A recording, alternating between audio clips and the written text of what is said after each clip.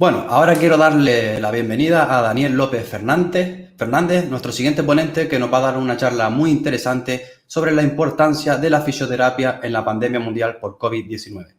Adelante, Daniel. Bueno, presentarme, soy Daniel López Fernández, soy fisioterapeuta en el Hospital Universitario de Gran Canaria, Dr. Negrín, y, bueno, doctor por la Universidad de Barcelona y vengo en representación de la Facultad de Ciencias de la Salud de la Universidad de Las Palmas de Gran Canaria y del Instituto Universitario de Investigaciones Biosanitarias, en representación del Grupo de Investigación en Rendimiento Humano, Ejercicio Físico y Salud. También soy profesor colaborador de la Universidad de California, San Diego. Este va a ser un poco el guión de lo que vamos a hablar a lo largo de esta charla. Vamos a hacer una pequeña introducción. Posteriormente hablaremos del papel que ha tenido la fisioterapia durante la pandemia, desde el inicio de la pandemia. Y posteriormente hablaremos del papel que va a tener la fisioterapia ahora, que está teniendo, y el papel que la fisioterapia va a representar en las secuelas que van a presentar muchos pacientes afectados por el COVID. Y, por último, hablaré de unas pequeñas conclusiones de hacia dónde va a ir el tratamiento de estos pacientes. Quizás esta es la imagen, pues bueno, más desconocida del virus. Esta es una imagen microscópica del virus del coronavirus y todo lo que ha supuesto el cambio que nos ha supuesto a nivel social, laboral, de vida en la actualidad. Aquí tienen datos extraídos de esta tarde, como pueden ver en horario de las 3:25 de esta tarde. Son datos que publica la Universidad de Johns Hopkins en Estados Unidos a diario. Como pueden ver, a fecha de escasamente hace una hora, tenemos más de 61 millones de personas afectadas por el COVID en todo el mundo. Fíjense, tenemos, pues bueno, en Estados Unidos los 6 primeros países entre los que se encuentra España. Fíjense que tenemos casi 1,5 millones de fallecidos en todo el planeta. Con lo cual podemos ver el impacto social y económico que estamos viviendo, pero la dimensión de estos datos afectando a 191 países en todo el mundo. Y como pueden ver abajo a la derecha, pueden ver que la curva, a pesar de que en ciertos países y ciertas comunidades como la nuestra está medianamente controlada, pues no deja de crecer desde el pasado mes de marzo. ¿Y cómo distribuimos los casos del COVID en los pacientes a nivel internacional? La gran mayoría de los casos, el 80% de los casos, son casos asintomáticos y gente que no presenta sintomatología. Estamos hablando de la gran mayoría de población mundial, estamos dentro de ese 80%. Luego hay otro 15% que presentan casos de gravedad, o sea, donde la neumonía que afecta al COVID son casos severos y que pues conllevan ingreso hospitalario en unidades de críticos, ¿de acuerdo? Y por último tenemos un 5% que son ese 1,5 millones de personas, más de 1,5 millones de personas que han fallecido en todo el mundo. Con lo cual podemos ver que a pesar de que la gravedad se desarrolla en pocos casos, viendo el restante 80%, podemos ver que la mortalidad pues es una mortalidad bastante importante, ¿de acuerdo? Con lo cual, todo ello conlleva que estamos en diferentes olas, estamos actualmente en la segunda ola de la pandemia y este gráfico viene a representar pues cómo son las fases dentro de cada ola, ¿no? Si recordamos durante el inicio de la pandemia, en los meses de marzo y abril, donde hubo muchísimos ingresos, dijéramos que era la primera fase donde hay muchos ingresos en unidades de críticos y donde la mortalidad y la incidencia de los pacientes afectados pues era muy alta. Ello conlleva que esa curva ha disminuido, ¿de acuerdo? Y en una segunda fase aparece impacto porque, derivado de la carga asistencial que conlleva atender al paciente COVID, pues otras patologías, como pueden ser patologías oncológicas o patologías crónicas, no se están atendiendo, ¿de acuerdo? Con lo cual, hay una segunda fase de afectación por dijéramos, la insuficiencia de recursos de los sistemas sanitarios para poder atender a toda la población. Posteriormente va a haber una tercera fase, que esa la vamos a ver una vez acabe la pandemia, y estamos hablando pues a finales del 2021, principios del 2022.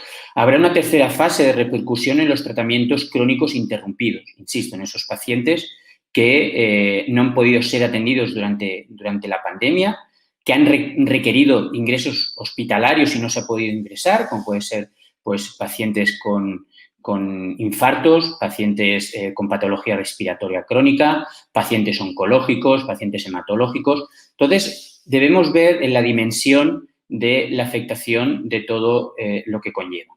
Y, por último, entraremos en una cuarta fase, dijéramos que dentro de ya de unos 4 o 5 años, donde se verán las secuelas a largo plazo que van a afectar en la situación que nos encontramos actualmente, ¿no? Los traumas, las afectaciones psicológicas por la pandemia, el daño económico que evidentemente vamos a sufrir todos los países. Entonces, tenemos que verlo en la dimensión necesaria, cómo ha afectado la asistencia sanitaria la presencia del COVID. Y cuando hablamos de secuelas a largo plazo, aquí tenemos esta diapositiva extraída de la revista Science, publicada en el pasado mes de agosto, de cómo ataca la COVID al cuerpo. Podemos ver la amplitud de afectaciones que el COVID está conllevando. Pues desde el cerebro, algunos pacientes afectados de COVID tienen derrames cerebrales, convulsiones, confusiones e inflamación cerebral. Luego hablaré de casos concretos. De afectaciones oculares, con aumento de la conjuntivitis, afectaciones nasales, pérdidas del sentido del olfato, afectación de corazón y vasos sanguíneos. El virus se disemina por vía linfática, pasa a la sangre y ve facilitada su entrada en las células, ¿de acuerdo?, que afectan a las paredes de los vasos sanguíneos. Las afectaciones pulmonares, posiblemente es la afectación principal, conjuntamente con la cardiológica, donde las células inmunes se colapsan en el alveolo, inflamando esas paredes del alveolo y disminuye la absorción del oxígeno del alveolo. Luego tenemos afectaciones hepáticas, nefrológicas en los riñones y afectaciones intestinos. O sea, prácticamente está afectando a todos los sistemas del cuerpo humano. Estamos hablando de neurológicos, cefareas, mareos, Guillain-Barré, anosmia, mialgia, tromboembolismos pulmonares, afectaciones cardíacas, endocrinológicas, dermatológicas, hepáticas, renales y gastrointestinales. O sea, no queda ningún sistema orgánico libre de que pueda ser afectado.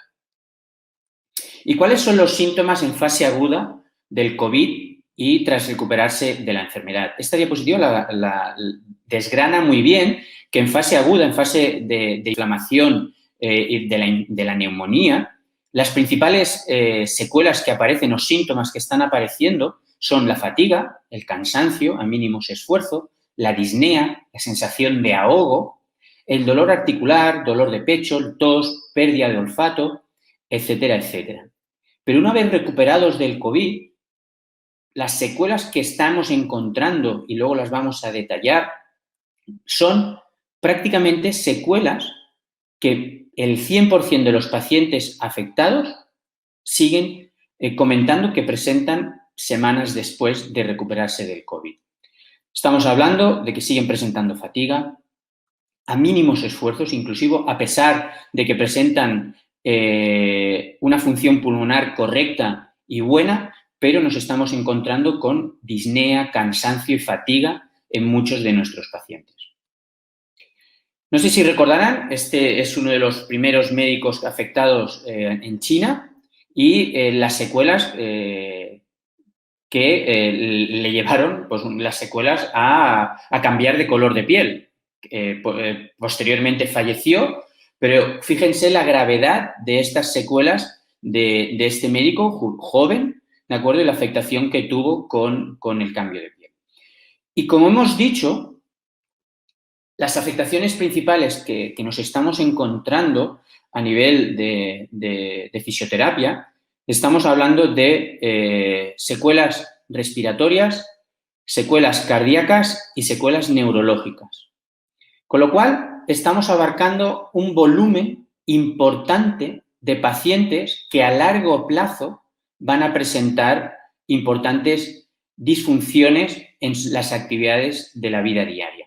Aquí tiene una foto que se hizo muy viral de un chico pues, culturista, como pueden ver en la foto de la izquierda, y 2 meses después, la misma foto y la caquexia que este paciente ha padecido derivado del COVID.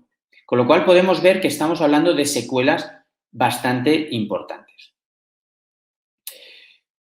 Aquí esto es un artículo publicado recientemente en este mismo mes de noviembre respecto a cómo afectaba a nivel del corazón en un estudio con resonancia magnética, en este trabajo publicado en el JAMA de Cardiology, que es una de las revistas punteras a nivel internacional, donde los autores de este trabajo se plantearon analizar si quedaba daño miocárdico residual tras el COVID. Analizaron los datos de 100 pacientes con enfermedad que habían superado el COVID, ¿de acuerdo? Confirmado con test de PCR, y se les hizo un estudio con resonancia magnética. Pues bueno, fíjense, de los 100 pacientes, 67, 18 eran asintomáticos, o sea, dentro del grupo del 80% que hemos comentado anteriormente, y 49 presentaban poca clínica importante, que se recuperaron en su domicilio sin ninguna importancia. Pero 33 fueron ingresados. Casi el 80% de estos pacientes habían tenido una enfermedad de bajo riesgo casi sin sintomatología. Y, aún así, tenían una afectación cardíaca demostrable en la resonancia magnética. Y sería perfectamente plausible que pudiéramos encontrar patrones de afectación todavía más extensos en pacientes que hayan presentado enfermedad grave del COVID. ¿Y qué papel juega la fisioterapia? Pues bueno, esta es la publicación que se hizo para el Día Mundial de la Fisioterapia, el 8 de septiembre de cada año, donde la Organización Mundial de Fisioterapia exponía la necesidad y el papel clave que los fisioterapeutas hemos tenido, estamos teniendo y vamos a tener en la recuperación de los pacientes COVID. Desde la Sociedad Española de Neumología y Cirugía Torácica, del área de fisioterapia respiratoria de la SEPAR, pues se mantuvo por parte de un equipo de trabajo desde el inicio compañeros de gran prestigio a nivel nacional e internacional, redactaron una guía con, dijéramos, el programa de fisioterapia respiratoria que se debía llevar a cabo dentro de las instituciones sanitarias en España. ¿Y cuáles son los objetivos? Los objetivos que vamos desde la fisioterapia, estos son los 6 objetivos que nos vamos a plantear para el tratamiento de los pacientes COVID. Con un lado, hemos hablado que una de las secuelas principales era la disnea, la sensación de ahogo. Pues uno de los objetivos es disminuir la disnea. Vamos a ayudar a nuestros pacientes a modificar el patrón respiratorio, fortalecer la musculatura periférica, tanto de miembros superiores, de brazos y de miembros inferiores, de las piernas, incrementar la capacidad de esfuerzo, o sea, es muy importante que la adaptación al esfuerzo de estos pacientes. Luego veremos casos en concreto y para que veáis la afectación tan importante en calidad de vida que han tenido muchos de estos pacientes. Evidentemente, si mejoramos todos estos patrones de patrón respiratorio, fortalecer la musculatura periférica, incrementar la capacidad de ejercicio, mejora la calidad de vida de nuestros pacientes. Y, por último, educar al paciente en la importancia de la práctica de ejercicio físico controlado para su mejora a largo plazo de los pacientes. Vamos a distribuir, para que conozca la audiencia bien cómo se va a desarrollar el tratamiento de fisioterapia. Se va a dividir en 3 grandes fases. Estamos hablando de la primera fase, aquellos pacientes agudizados o que ingresan en unidades de críticos. Daniel, hoy, perdona, es que hoy parece que no estudias, con el PowerPoint. Hace un par de minutillos que se te quedó como pillado. Caray. Entonces, intenta cerrarlo. Ahora creo que sí. Ahora sí se te ve el movimiento y demás, el ratón. Bueno, las fases de fisioterapia pues, se van a dividir, lo voy a dejar así entonces, ¿vale? No lo voy a ampliar. Las fases de fisioterapia se van a dividir en 3 fases, la fase de agudización o ingreso en unidades de críticos, las fases de estabilización o ingreso en planta de hospital, cuando ya el paciente pues ya ha pasado esa fase aguda, y por último la fase de alta hospitalaria, donde el principal tratamiento va a ser el tratamiento de las secuelas que estos pacientes van a presentar. Nos vamos a centrar por fases para que conozcan bien el papel que hemos tenido los fisioterapeutas en cada una de ellas, de estas fases.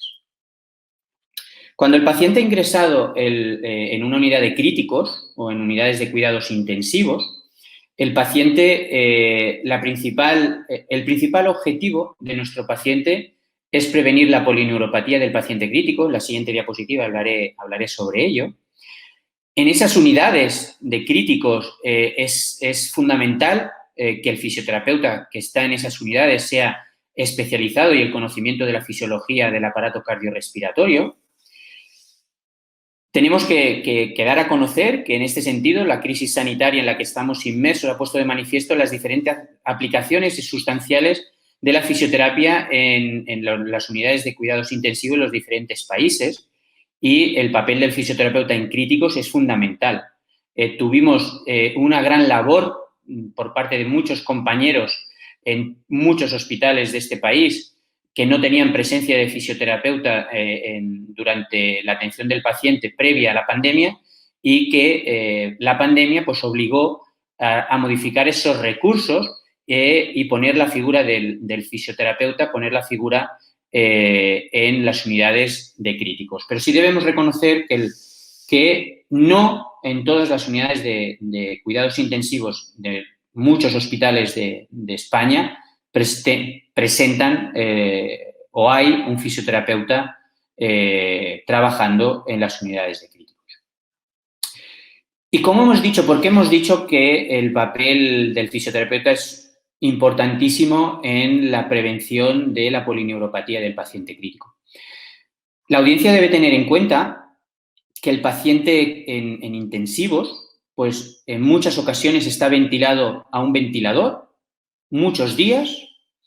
Eso provoca que el paciente esté encamado, que presente, a medida que los días van pasando, pues presente atrofias musculares, ¿de acuerdo? Aparecen dolores articulares por el mantenimiento de las posturas mantenidas durante mucho tiempo, ¿de acuerdo? Si el paciente está consciente y está intubado, no puede hablar, con lo cual la comunicación con su entorno es muy difícil.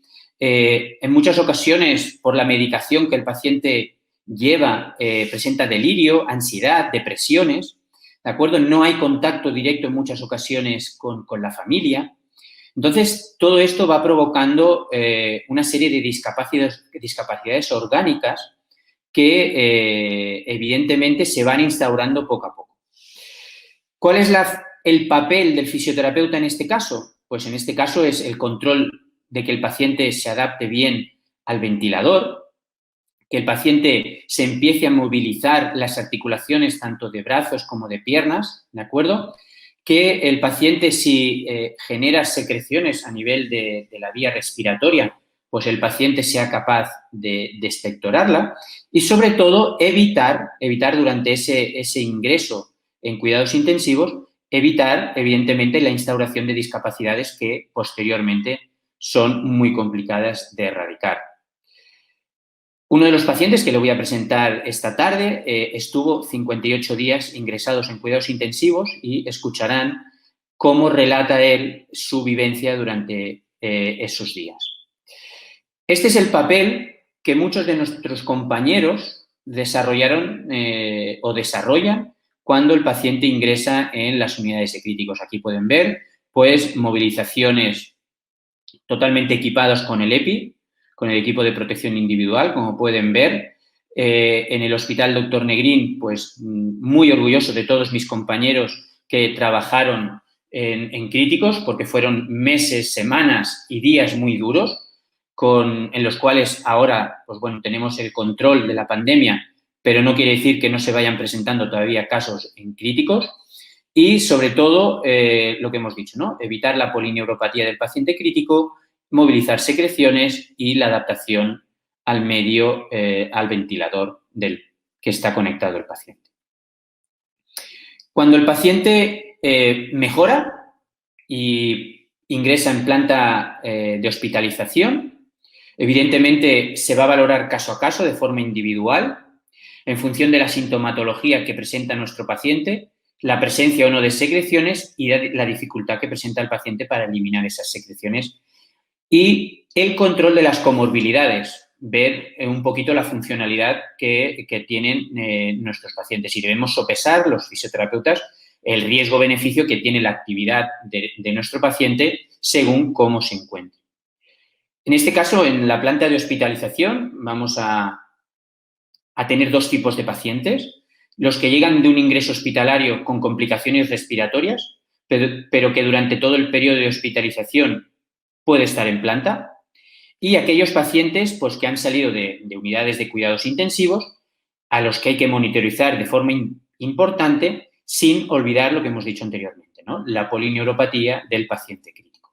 Hay muchos pacientes que presentan importantes disfunciones tanto respiratorias como musculares. Hay pacientes que al mínimo movimiento desaturan, ya hablaremos posteriormente de la desaturación. La desaturación es cuando el paciente, el oxígeno en sangre baja de forma fulminante, con lo cual son sintomatologías que el fisioterapeuta debe conocer. ¿Y cuál es el papel, del fisioterapeuta en planta? Pues debemos seguir con las movilizaciones, iremos tanto de miembros superiores como de miembros inferiores, comenzaremos a sentar al paciente, a verticalizar al paciente, a trabajar con las funcionalidades del paciente y que el paciente sea capaz de moverse y activarse por sí solo, con lo cual tengan en cuenta que en muchas ocasiones, si el paciente ha estado ingresado en unidades de cuidados intensivos, pues 3-4 semanas, posteriormente puede pasar entre 2 y 3 semanas en hospitalización convencional, con lo cual el paciente se pasa pues más de 2 meses y medio ingresado en el hospital. Con lo cual, la presencia del fisioterapeuta es esencial para el tratamiento desde el ingreso hasta la continuidad asistencial.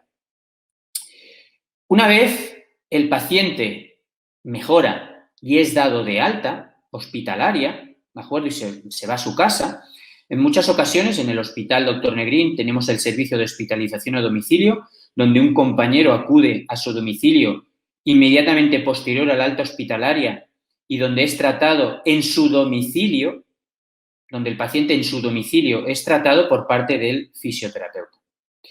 Y fíjense, estos son datos publicados en agosto. Los médicos están encontrando sorprendentes similitudes entre el síndrome de fatiga crónica y los síntomas del coronavirus a largo plazo. Muchos pacientes COVID tienen síntomas a largo plazo y que se sienten débiles, aturdidos después de alguna actividad física. Esto es un síntoma característico del síndrome de fatiga crónica, una enfermedad que es debilitante. Pues doy fe que muchos de los pacientes que están en tratamiento ahora en la unidad de fisioterapia respiratoria ambulatoria de Negrín, muchos de estos pacientes presentan síndrome de fatiga crónica. Este es un artículo que se publicó por parte del diario La Provincia el pasado mes de junio, donde se me entrevistó para dar a conocer el estudio que luego les voy a presentar, donde se comenta el titular de que 3 de cada 10 altas hospitalarias por el COVID necesitarán fisioterapia respiratoria. El Hospital Dr. Negrín estudia el papel de la rehabilitación para reducir las secuelas de la infección.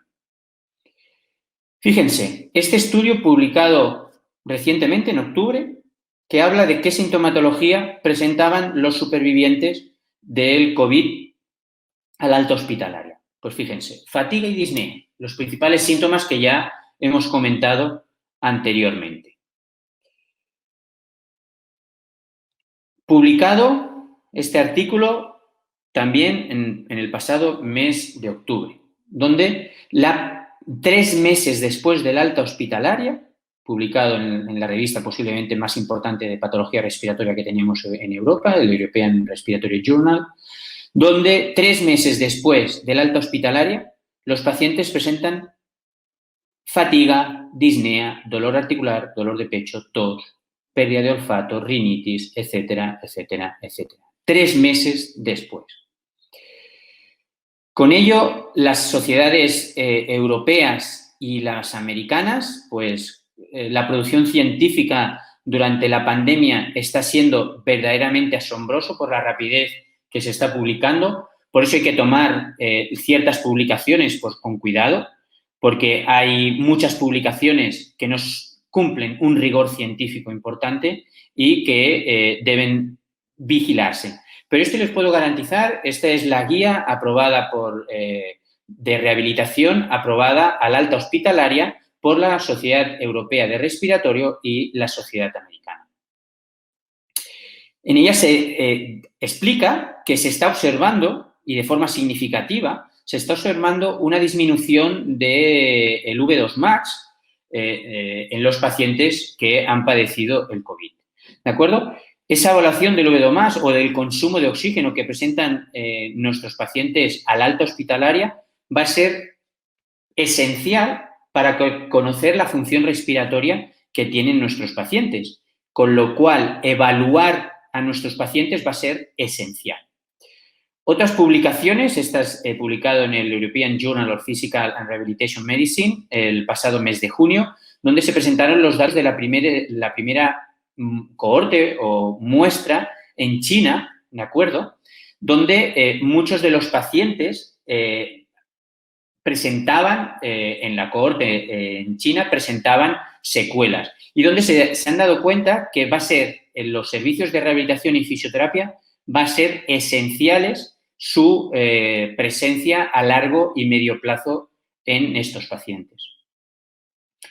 Esto está publicado por la European Journal of Physical Medicine del pasado mes de octubre, o sea, hace escasamente un mes. Son revisiones sistemáticas publicadas por la Cochrane Rehabilitation, ¿de acuerdo? Donde verifica claramente cuál es el papel de la rehabilitación que está teniendo y que va a tener.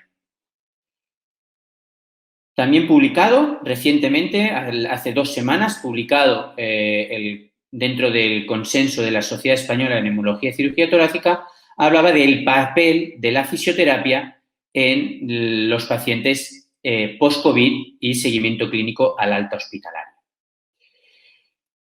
Esta diapositiva es una diapositiva que resume bien cuál es la atención de los pacientes con patología respiratoria crónica, en los que seguramente a medio plazo va a estar presente el COVID.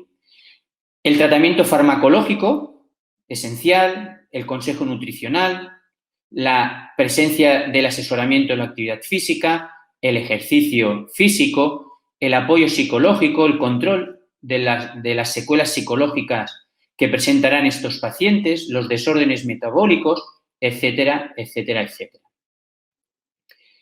Y dijéramos que dentro de los programas de rehabilitación respiratoria, dentro de lo que engloba todos los programas, está el incremento y la mejora de la actividad física de nuestros pacientes.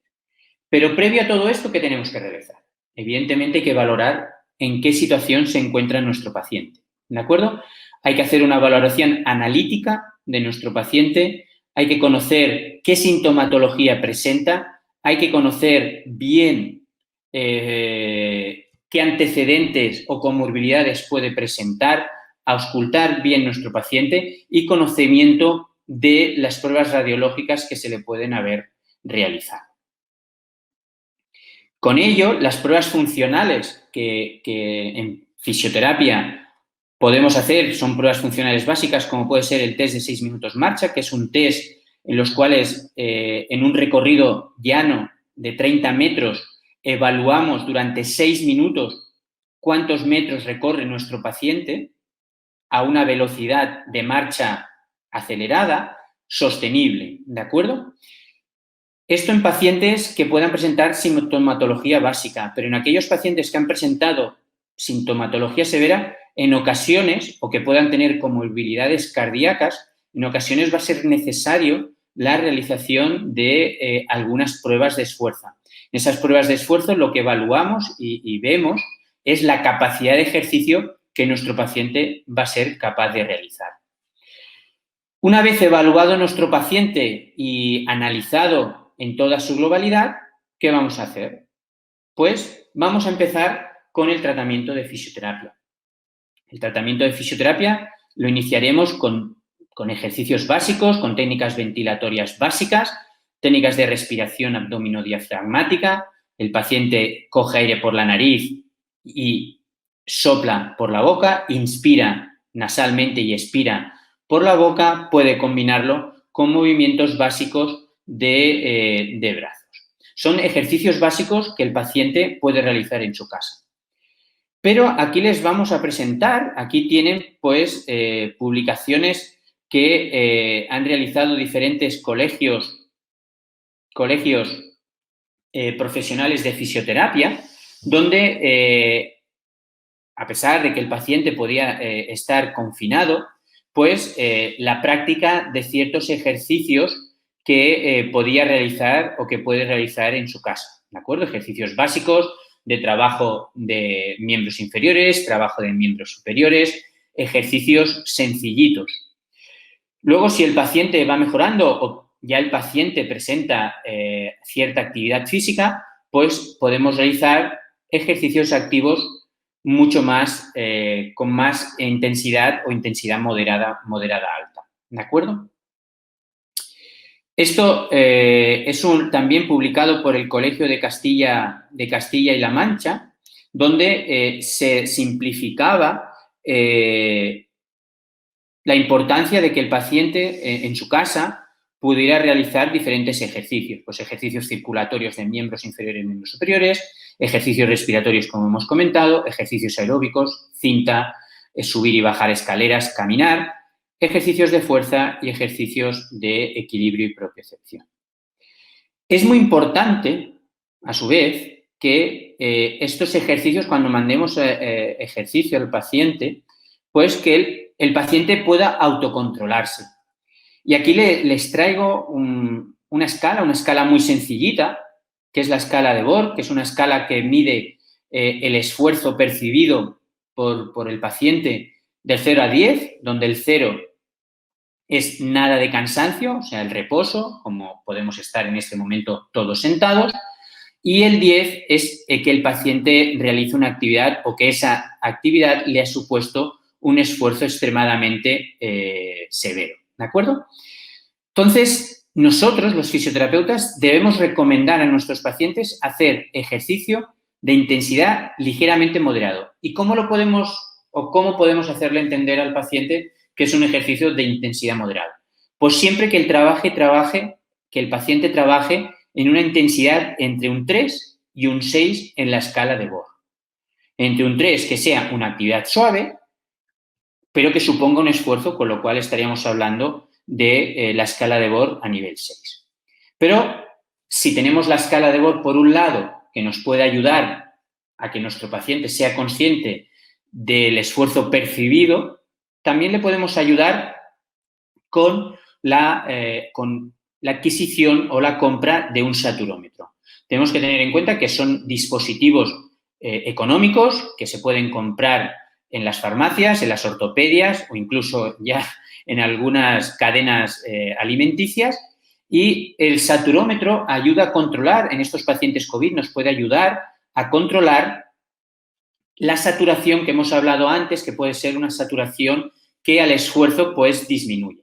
Es aconsejable que recomendemos a nuestro paciente que la saturación nunca debe bajar por debajo de 92 o 90%. El saturómetro, estos saturómetros portales de dedo, dan dos valores, dan el valor de la saturación en sangre y la frecuencia cardíaca que presenta el paciente. Por ello es muy importante que hagamos entender al paciente que la saturación nunca debe bajar del 90-92%. ¿Y qué ha sucedido? Pues con toda esta catarata de publicaciones científicas, pues las sociedades han tenido que mantenerse, dijéramos, publicando constantemente documentos y artículos.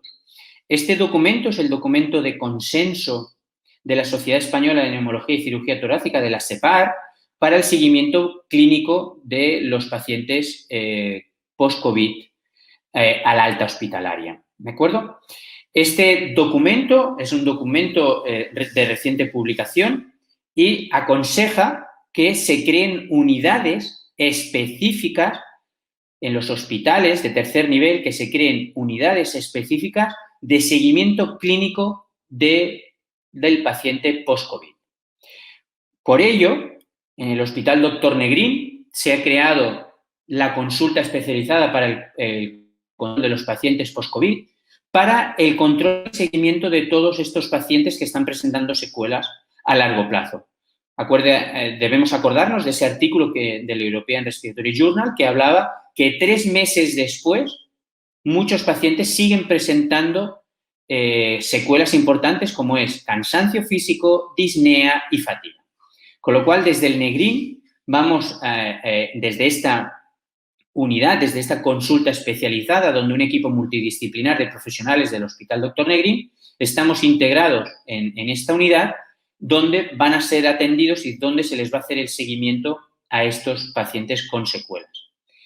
Por ello, y ahora ya entramos en el tema de la investigación, por ello se puso en marcha un estudio, este equipo multidisciplinar del hospital, hemos puesto en marcha un ensayo clínico titulado Efectividad y seguridad de un programa de rehabilitación respiratoria en pacientes diagnosticados de COVID-19 a la alta hospitalaria, donde el investigador principal de este estudio soy yo y donde actualmente se empezó desde que empezaron y cómo lo acabaron. Es un proyecto muy bonito de paciente a paciente que presentan estos compañeros y donde cada paciente pues va a dar a conocer su vivencia. Actualmente yo me siento rehabilitada ya desde el punto de vista fisioterapéutico y desde el punto de vista psicológico, es decir, físico y psicológico. Yo continúo con mis ejercicios 3 veces por semana, con mis ejercicios respiratorios, porque mi hija es alumna de 4º año de fisioterapia y me lleva ahí a rajatabla, pero es que lo he incluido a mi vida diaria, ¿sabes? Eso ya, yo lo necesito. Yo necesito caminar, yo necesito hacer mis ejercicios respiratorios con pesa. Yo todavía me utilizo mi Power Breath y me siento muy contenta porque levanto mi membrana. Pero después van a poder valorar el antes y el después. Terminamos la rehabilitación. En mi caso, Dani nos hizo los test y la diferencia. Yo no me creía las estadísticas que él me dio, pero claro, eran reales porque éramos nosotros. Ahí no había otro paciente con posibilidad de confusión. Y yo, la verdad, que le tengo que dar las gracias porque para mí fue un antes y un después de la rehabilitación.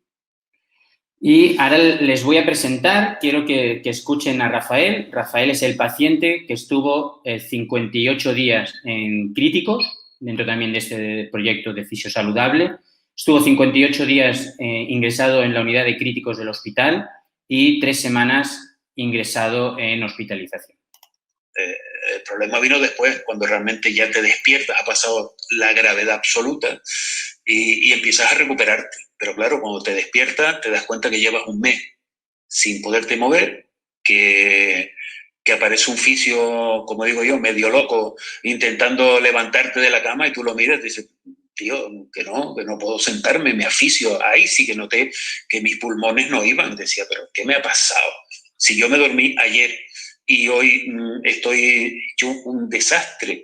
Vale, no fue ayer, fueron 33 días antes, ¿entiendes? Fue un mes antes. Sí, bueno, y viene un tipo medio loco que se llama Manel y fisio, Rafa, venga, te vamos a levantar. Entonces tú estás loco, me muero ya, ahora sí que me va a matar este tío. Y me consigue levantar y tú dices, bueno, hostia, venga, va, mañana más. Y mañana un poquitito. Pero claro, son días. Y tú mirabas al cristal y decías, chacho, ¿y mi gente? ¿Dónde está mi gente? Hay cosas duras, ¿eh? Cosas duras. Por ejemplo, cuando ya tengo un poco de conciencia, digo, oye, dame el móvil, que voy a, aunque sea, llamar a mi mujer o lo que sea. E intentas coger el móvil y poner el PIN y tú dices, ¿cuál era el PIN? Sí. Claro, yo tenía un atráqueo y no podía hablar en ese momento, ¿no? Entonces, por gesto pedí algo y un día me dieron un papel y un bolígrafo y dicen, escríbemelo. Y yo cogí aquello y no podía escribir. Y yo decía, pero bueno, ¿qué ha pasado? Sí, Tamara. Lo cuento porque todavía... Es importante que lo cuentes. Y todavía me viene a la cabeza un momento chungo, ¿no? Entonces no podía escribir y, claro, no te puedes levantar. Te mira, has perdido 25 kilos. Hostia, ¿qué ha pasado? Lo de 25 kilos me enteré después, ¿no? Cuando ya me pesé. Yo decía, no puede ser. En aquel momento me miraba y decía, pero ¿y dónde están mis piernas? O sea, tengo 2 huesos, ¿esto qué es? Entonces, vale, pero ya te vino alguien y te dijo, oye, enhorabuena, eres positivo. Perdón, ya eres negativo. Bueno, bien, qué genial. Al final, sí, el COVID es puñetero, pero tan malo para mí ha sido estar 30 o 55 días metidos en una UCI, porque al final las secuelas del COVID están ahí, pero las otras secuelas de estar tanto tiempo inactivo, de estar en la cama, o sea, hay que sumarlas. Bien, yo creo que oír la voz de los pacientes que están dentro de nuestro proyecto, de nuestro estudio, de nuestro ensayo clínico, oír la voz a través de este proyecto pues es esencial, ¿no? Entonces, pueden ver lo que ellos relatan, ¿de acuerdo? Y como conclusiones del papel que hemos tenido y que vamos a tener y que estamos teniendo, como conclusiones, pues me gustaría que la audiencia pues, se quedara con esto. Esto está publicado también por la Organización Mundial de Fisioterapia, ¿de acuerdo? Los fisioterapeutas son cruciales en el comienzo y transcurso de la rehabilitación de personas en recuperación de cuadros graves de COVID. Podemos ayudar en la movilización temprana y al inicio de actividad del paciente a través de ejercicios simples, ayudando a retomar las actividades cotidianas, en la mejora de la recuperación pulmonar, manejar la disnea y manejar la fatiga. Un plan de ejercicios elaborado por el fisioterapeuta podrá ayudar a estos pacientes COVID, ¿de acuerdo?, a mejorar el estado físico, disminuir la disnea, mejorar el equilibrio y la coordinación, incrementar la fuerza muscular, reducir el estrés, mejorará esa ansiedad y depresión, como ha comentado Rafa, y, por último, evidentemente, mejorará la calidad de vida de nuestros pacientes. Y sin más, aquí acaba mi presentación. Espero que les haya podido ayudar un poquito a conocer el papel que hemos tenido, que estamos teniendo y que tendremos los fisioterapeutas en la atención a estos pacientes, los pacientes crónicos que van a quedar, ese 5% que fallecimiento, desgraciadamente, no podrán recuperarse, pero ese otro 15% importantes, pues ahí estará la fisioterapia. Muchas gracias y con esto pues me despido. Muchas gracias.